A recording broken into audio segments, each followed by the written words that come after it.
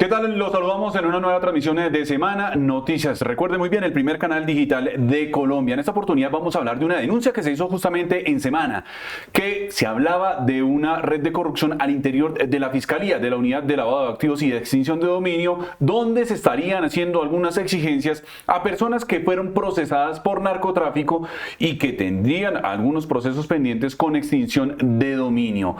Nosotros hablamos de una denuncia que se radicó en una URI en Bogotá y que se advertía allí que se le hicieron exigencias de dinero a estas personas procesadas, que incluso se entregó un expediente en una USB.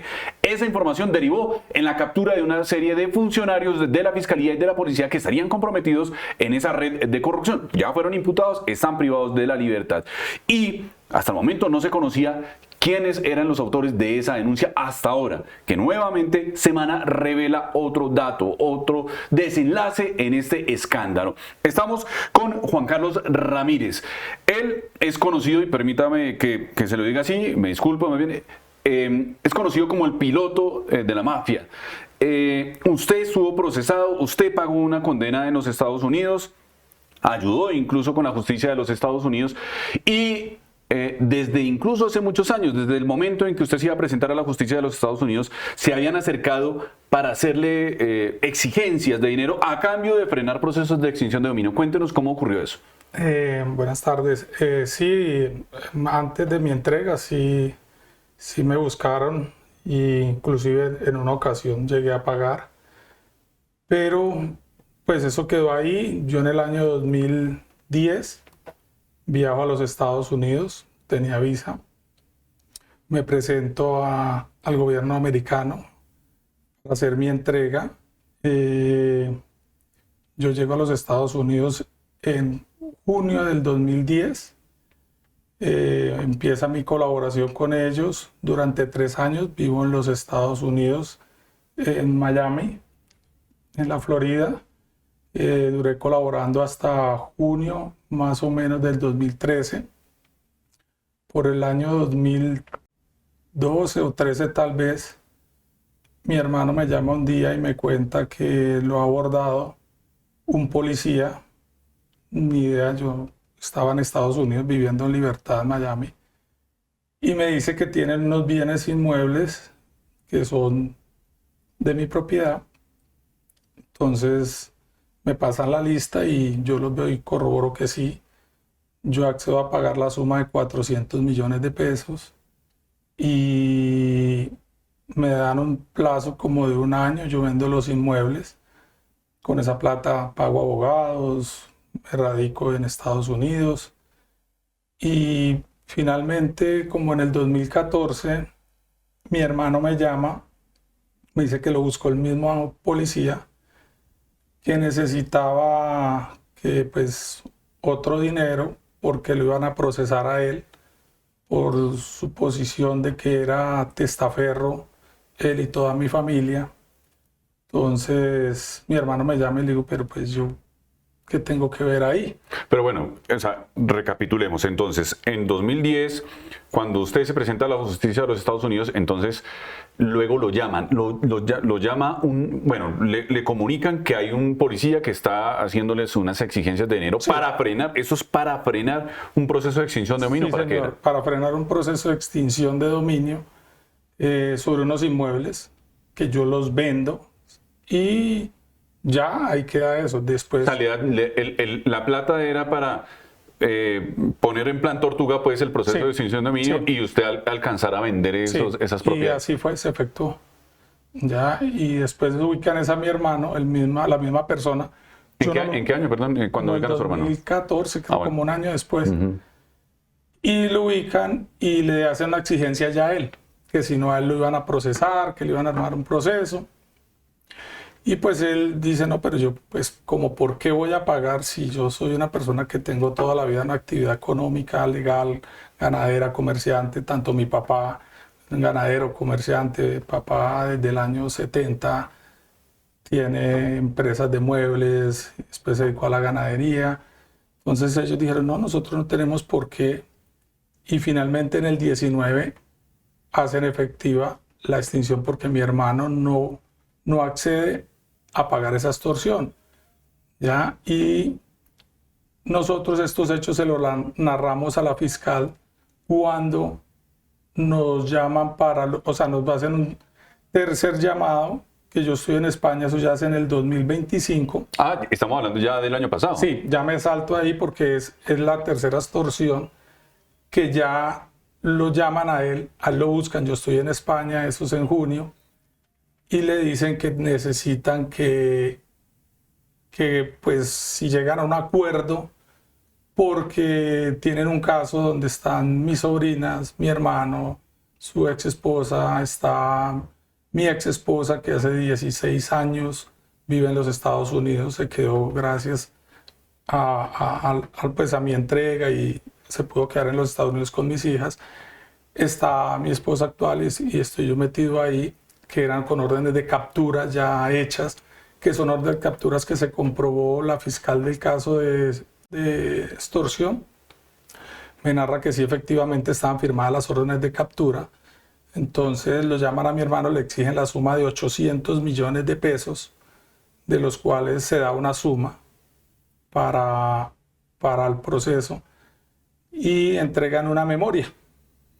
Pero, digamos, desde ese momento ustedes tenían claro que ahí estaban siendo objeto de una extorsión, pues, digamos, ya estaban aprendidos de alguna manera porque en 2010 le hicieron una exigencia, en 2014 le hicieron también una exigencia y ahora, 10 años después, vuelven y les hacen una exigencia de dinero. Ustedes ya tenían claro que estaban siendo objeto de una extorsión y habían planeado ya denunciar o No, qué ocurre antes de, digamos, de pagar esa plata para mirar a ver si se frena el proceso. Mi hermano, la verdad, mi hermano, son las palabras de él, no las mías. Mi hermano habla con ellos y le dicen, mire, ustedes ya me quitaron todas las propiedades, ya hicieron lo que quisieron conmigo, con mi papá, y ahora de paso ustedes nos van a meter presos. O sea, ya no tenemos ni dónde más. Entonces ellos consiguen un dinero, pero no alcanza y ellos dicen no, nosotros no tenemos más, no podemos, y por eso se acude a la denuncia. Ya se acude a denunciar y ahí es donde se desarrolla ya todos los hechos que gracias a una gran fiscal, ella es la que se le cuenta toda esta historia y ella es la que empieza a pedir los procesos de extinción, de lavado, y ella encuentra que ha sido algo consecutivo, que hay policías, un Jimmy, que no lo conozco, viene desde los primeros hechos hasta aquí. O sea, se encontraron con el mismo, o sea, la misma persona que les hizo una exigencia de dinero en 2010 o en 2014, aparece nuevamente Sí, en 2025 haciéndole exigencias de dinero. sí, total, esa persona aparece ahí.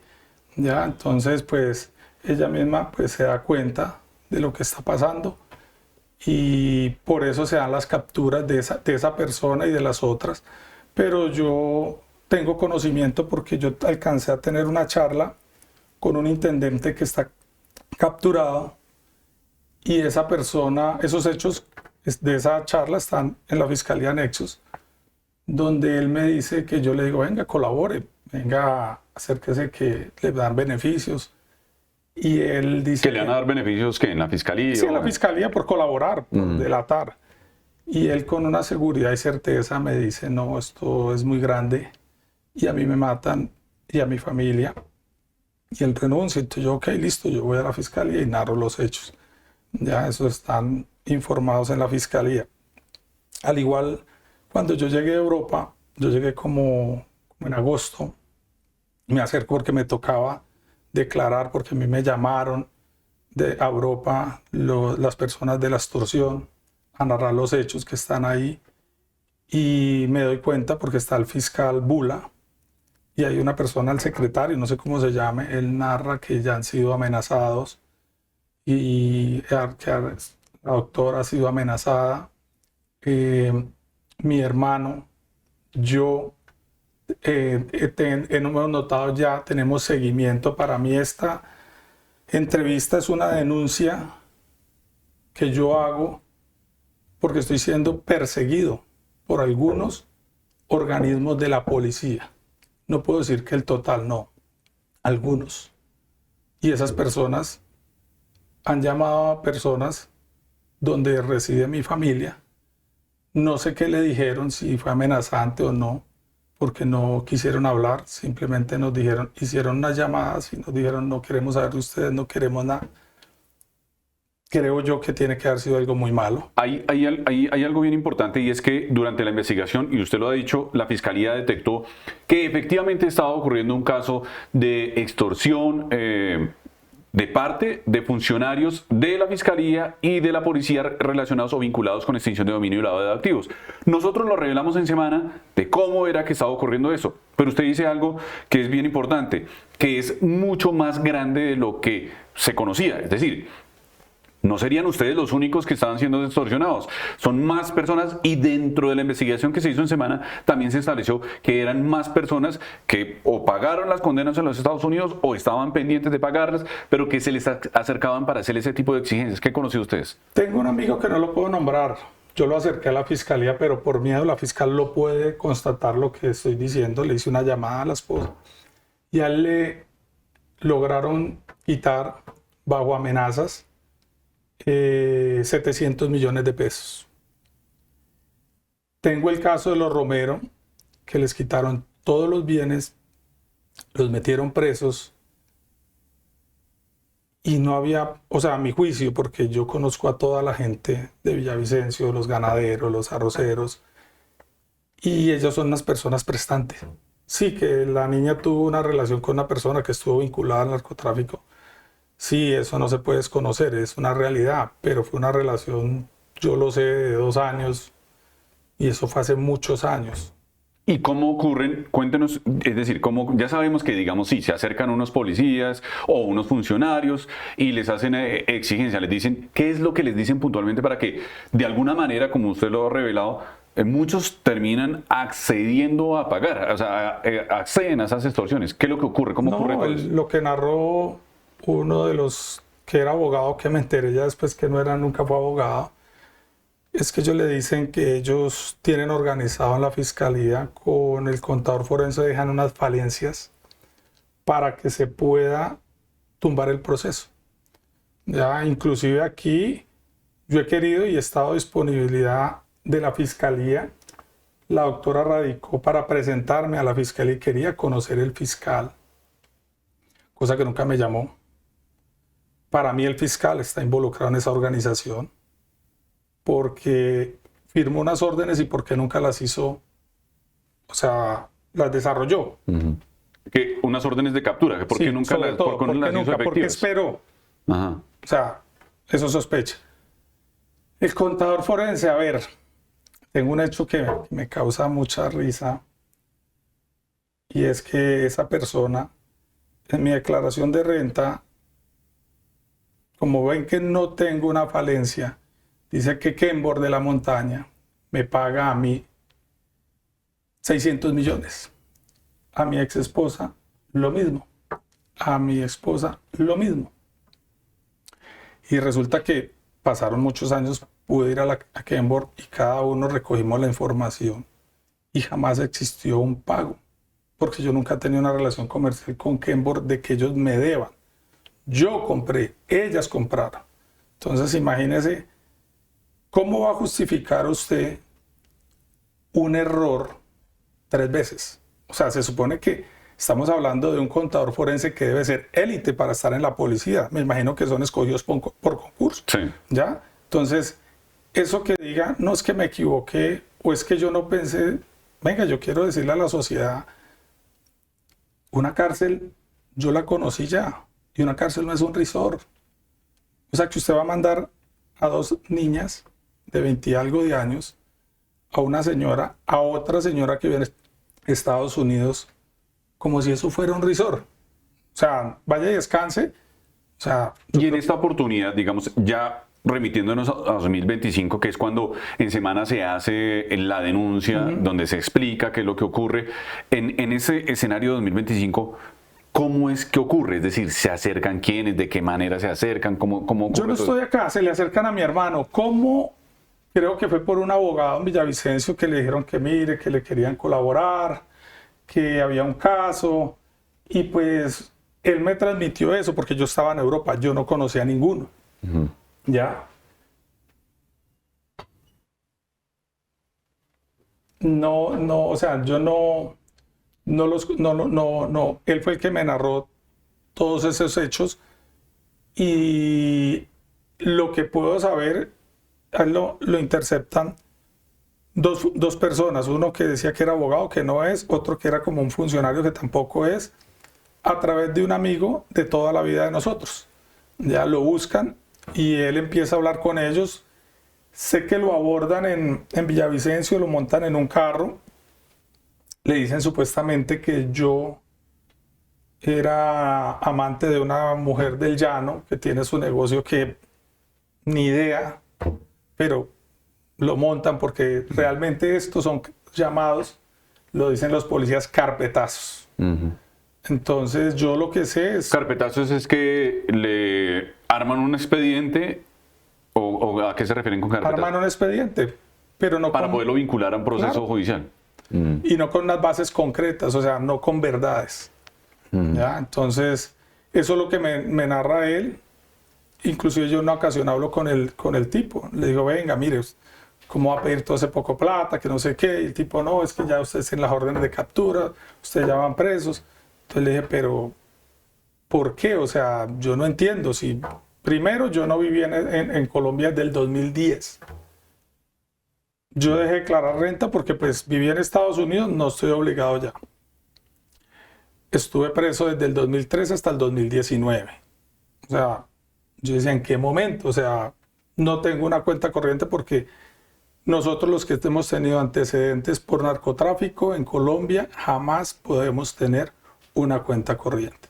Entonces yo digo, no declarar renta. Entonces, cuando miro la contabilidad del pasado, lo mío, se pegan del 2009, creo, y de ahí...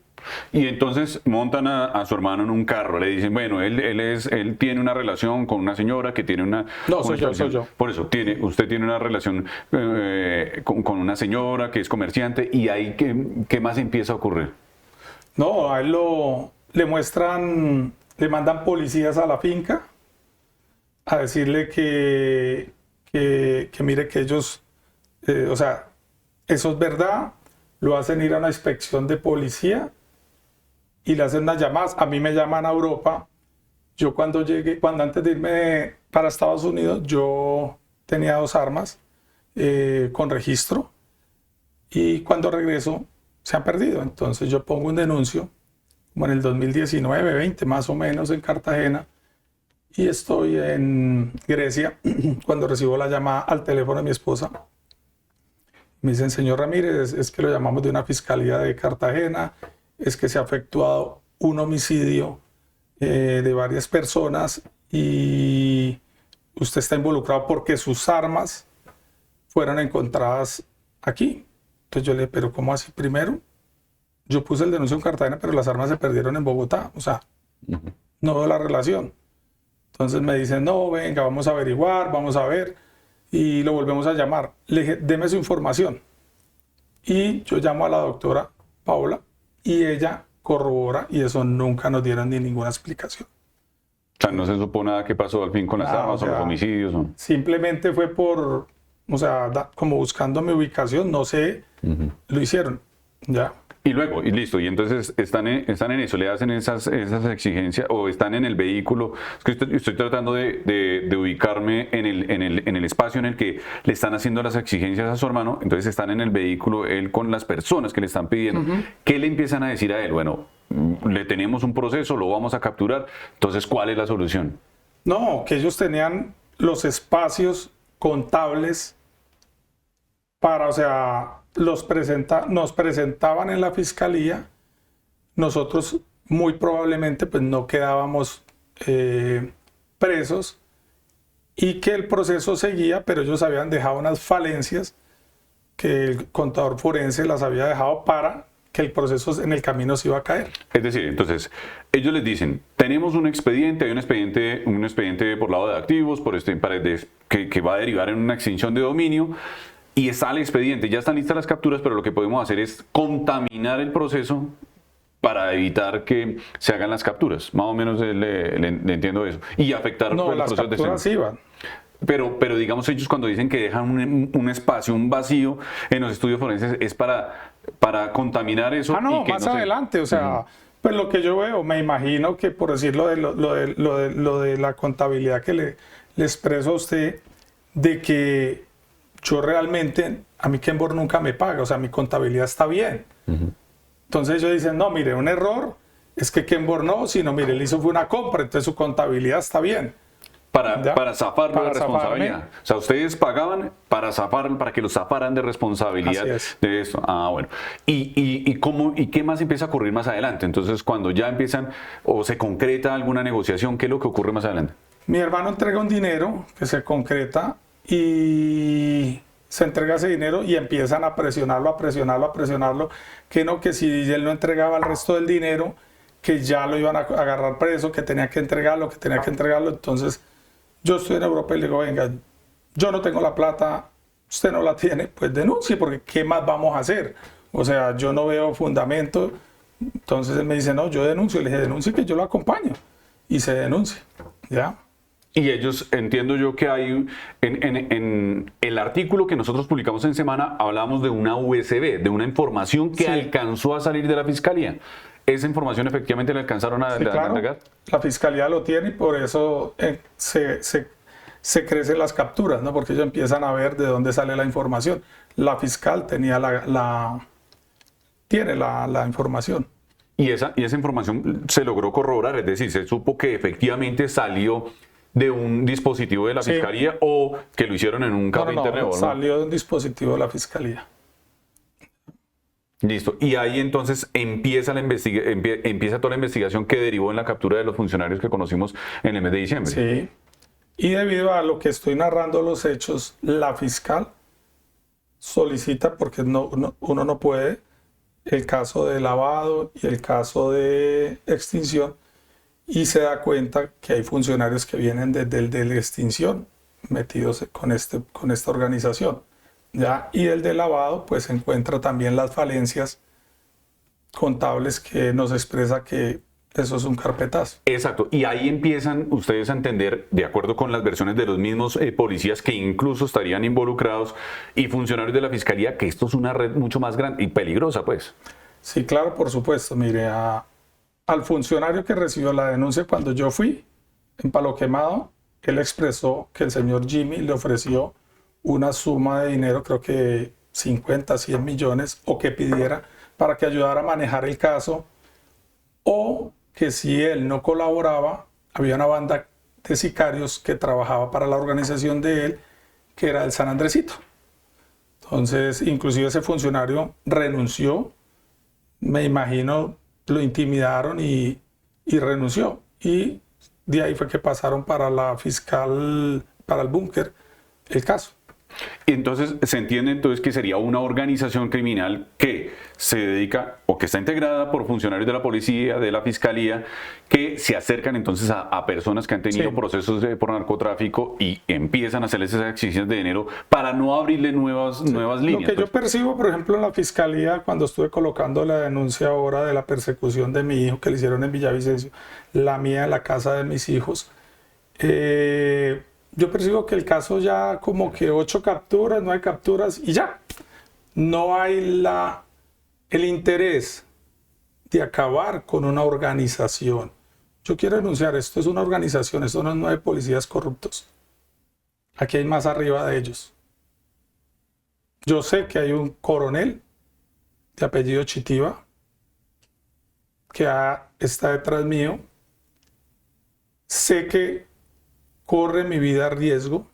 Están tratando de montarme un caso de narcotráfico para meterme preso y muy probablemente en prisión quitarme la vida. ¿Ya? Tengo conocimiento de otros funcionarios, tengo los nombres, pero me los reservo porque no tengo unas pruebas. ¿Y qué ha pasado justamente con eso? Es decir, porque usted se ha acercado a la Fiscalía, ha tratado de explicarle a la Fiscalía en diferentes oportunidades que eso es más grande, que no solamente serían las personas capturadas, sino que hay otros escalones de cierre. Yo percibo que hay presión de arriba, que no hay un interés en llegar adelante.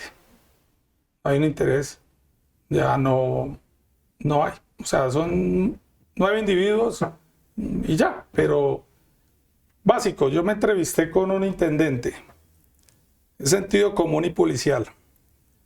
El intendente llegó en una moto vieja, empujándola. Si usted está haciendo un negocio de 1.000 millones, yo creo que lo mínimo llegaría en un Clio. Entonces mi pregunta es, ¿a dónde va el dinero de esas extorsiones? Que hay extorsiones de 1.000, como he tenido conocimiento de 14.000.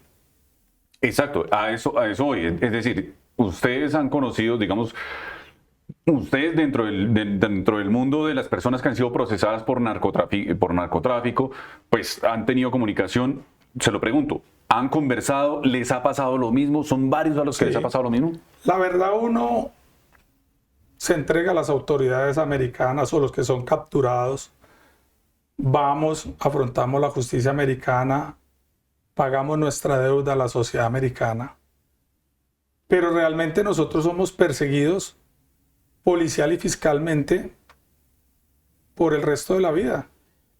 Están muchos casos, está el del piloto de Medellín, no recuerdo el nombre, lo mismo, nos persiguen, o sea, nunca hay paz. Por eso mucha gente dice, no, es que ellos se van al exterior a seguir su actividad de narcotráfico. No, resulta que es mejor vivir afuera. Hay gente que también se expresa y dice, no, que los que se quedan en Estados Unidos son narcotraficantes en el negocio de la droga. Eso es mentiras. O sea, Estados Unidos es un gobierno demasiado serio. Y el que se queda allá, se queda a vivir con sus reglas claras y es un buen país. El problema es cuando usted decidió regresar a Colombia y que empiezan de mi vida. Y empiezan a hacerle las exigencias. Sí, peor error de mi vida. Y no soy yo, son todos. Y mi opción ya es, no me la está preguntando, es irme. Ya, para nosotros no nos perdonan. Ya pareciéramos que todos fuéramos catalogados como un Pablo Escobar. Cuando en este negocio de la droga existió gente, empresarios. Tengo amigos que han hecho su vida, que no han hecho prisión porque no salieron nunca a la luz pública y viven como empresarios. Todos no son violentos. O sea, hay personas que podemos tener derecho a vivir tranquilos, pero el gobierno colombiano no, en su política policial y fiscal, no está, porque las leyes están hechas para que nos persigan. Aquí nos montan casos con los, ¿cómo es que se llama? Con los informantes. Los agentes encubiertos. No, tiene un nombre. Los infiltrados, ¿qué sería? No, dame un segundo. Bueno. Eso se llama. Así montan los casos de droga y de todo. Los fuente no formal. Ya buscan y dicen fuente no formal, dice que el señor Ramírez, alias Manicomio, y ya con eso expende o vender, y con eso ya hay un proceso, y con 3 ya. Entonces, que es ahí el temor que usted tiene, que entonces surja una fuente no formal y armen un proceso. Inclusive aprovecho la oportunidad para decirle a los fiscales de droga que jamás en Colombia compré o vendí 1 gramo de droga, ni lo saqué o trafiqué. Siempre fueron países fuera de Colombia. Entonces, Hay una cosa que nosotros, hablando fuera de cámaras, usted trataba de explicarme, y permítame, se lo pregunto. ¿Por qué le decían a usted el piloto de la mafia? Es decir, ¿cuál era la relación? Porque usted decía que es que lo estaban mezclando con una cantidad de narcotraficantes que me mezclaron, siempre dijeron que el piloto del Loco Barrera. Y qué bueno que me da la oportunidad de eso. Lo conozco. Tuve una relación fluida, o sea, podemos llamar de pronto, no amistad porque no fue mucho tiempo. Jugamos tal vez parques. Jamás tuve una actividad comercial con él. Jamás. No entiendo de dónde la policía inventó eso, y eso reposa en mi expediente en los Estados Unidos. Yo no tuve una relación comercial con el Loco Barrera, ¿ya? Igual, con todos los que ustedes ven en los organigramas, el 80% de los que nombran por ahí, que los de Dubái, yo no voy a decir que no los conozco, claro. los conozco como conozco políticos del Meta, como conozco políticos del Valle. O sea, yo tengo relaciones. O sea, igual no soy político y son amigos. Ellos si tienen su vida privada, no me interesa si hacen o no hacen, es su vida, ¿ya? Pero eso no me hace a mí estar en una actividad. ¿Y de dónde se ganó el apodo, el alias de...? Ese alias salió, pero no de pequeño. Tenía yo 3 años, un amigo de apellido Herreño, montábamos bicicleta y yo era muy loquito de la bicicleta y ahí me puso ese alias. Y ahí en Villavicencio me conocen. ¿De 3 años de piloto de la mafia? No, de 3 años no, la mafia lo sacaron las redes, pero de manicomio fue de pequeño. Ah, bueno, no, de manicomio sí, no, yo le preguntaba era por lo del piloto de la mafia, que le decían piloto de la mafia, entonces ¿cuál fue su participación en el negocio, en narcotráfico? No, yo sí tuve, o sea, sí volé para algunas personas, también tuve actividad de exportación, pero no, o sea, eso fue hasta el 2010, eso se quedó ahí claro en el proceso de Estados Unidos, ya, mis declaraciones hacia ellos. Y en Estados Unidos usted estuvo privado de la libertad, entendemos que estuvo privado de la libertad. 6 años. ¿En dónde? Y allá se encontró con alguien más que estuviera procesado. Jacksonville. Sí, con muchos del Valle que no conocía, autodefensas, omito los nombres, nos hicimos amigos porque pues usted preso comparte. ¿Y ellos padecieron la misma situación de exigencias de dinero para no hacerle Casi siempre los persiguen, o sea, cuando por ahí se encuentra uno, siempre, es más, a mí me dicen, ¿usted qué hace en Colombia? ¿Qué hace allá? Porque es imposible. Claro, y decidió regresar a Colombia. Usted ya fue un error que cometí. Claro, ¿Por qué pagué, dije, pues me voy a Colombia a vivir, pues es mi país, me voy a vivir. Y resulta que es imposible. Ya lo entendí, ya lo tengo claro y ya me voy. Por supuesto. Pues, don Juan Carlos, nosotros hemos estado como siguiéndole el paso a esas denuncias que han ocurrido, porque también hay otro caso relacionado con los Mellendorf, los hermanos Mellendorf, que también uno fue procesado por temas de narcotráfico y terminó en esa bolsa, dicen ellos, de esas exigencias de dinero, que es justamente lo que le ocurrió a usted. Pues le damos las gracias por habernos acompañado acá, por habernos contado qué es lo que ocurre, y pues estaremos pendientes de lo que la Fiscalía les informe y si realmente les brindan o no la protección que requieren. Gracias, y aprovecho la oportunidad para decirle a las personas que les está pasando esto que denuncien. Ya, o sea, ya lo hice, ya lo están haciendo, continuemos para que se acabe esa organización policial y fiscal. Y otra cosa, entre otros temas, a usted de casualidad o a su hermano, por haber entregado ese dinero, o usted en ese comienzo, en 2010, cuando entregaron ese dinero, no se les convirtió eso en un problema, en una situación? Porque, pues, digamos, tanto recibir como entregar termina siendo una conducta sancionada por la ley. ¿No los procesaron, no les hicieron algo? No, porque, pues, o sea, la verdad yo no estaba acá. El dinero se entregó, no sé cómo lo ubicaron, de eso no tengo conocimiento, porque yo estaba en Estados Unidos cuando pasó eso, como en el 2012 o 13 tal vez, y yo no, o sea, es que yo no lo conocí, nada, él fue el que me dijo, mire, pasa esto, o sea, tienen estas propiedades, tienen esto, y me mandaron la lista y yo, wow, sí es. Entonces yo, ok, no, que mire, que hay que pagar este dinero, le dije, claro, listo, yo las vendí, las propiedades se vendieron, yo hice la plata, y no, eso quedó ahí, nunca pasó nada. Al año esa misma persona es el que lo busca a él y le dice que le va a hacer el proceso a él, que hay un proceso, perdón, en curso de él, que él puede arreglar ese proceso. Y mi hermano pues no accede porque él dice, no, pero si el que tenía un problema era mi hermano, el de tu actividad de narcotráfico era mi hermano y está en los Estados Unidos, pues yo, ¿por qué? Si es mi hermano, pues no tengo por qué negarlo, pero no. Y pues eso suscitó en el 2019 en una extinción que le hicieron a él y termina volviéndolo a buscar en el 2025, en junio, por el caso de lavado, que es donde ya se suscita todo esto. ¿Ya? Y yo llego a conocer todo esto que ha pasado, es gracias al gran trabajo que quisiera enaltecer a esa funcionaria de la Fiscalía, que quiero presumir que la están frenando, porque creo que es una líder, es una persona muy buena, merece lo mejor de la vida esa persona, porque ella y una investigadora que tiene, creo que se llama Sandra también, la investigadora, la fiscal es... Bueno, dejémosla ahí porque igual ellas tratan de mantenerse bajo reserva, mejor dejémosla. Inclusive ellas las contemplo en las amenazas que tienen, deben de estar en riesgo sus vidas, porque esto no es 9 policías, esto es una organización.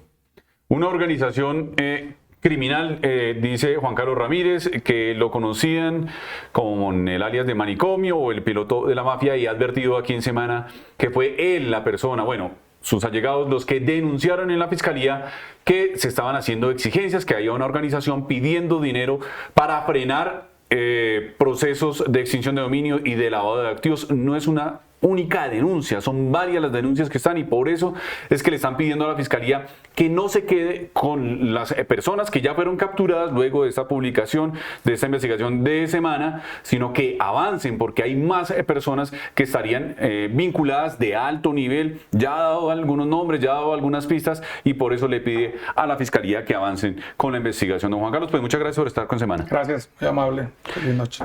Y a todas las personas que se conectaron con Semana, pues también les damos las gracias. Más detalles de lo que ocurrió, de lo que está pasando en esta investigación que se adelantó en la Fiscalía gracias a una denuncia que advierte hechos de corrupción al interior de la unidad de lavado de activos y de extinción de dominio en el ente acusador.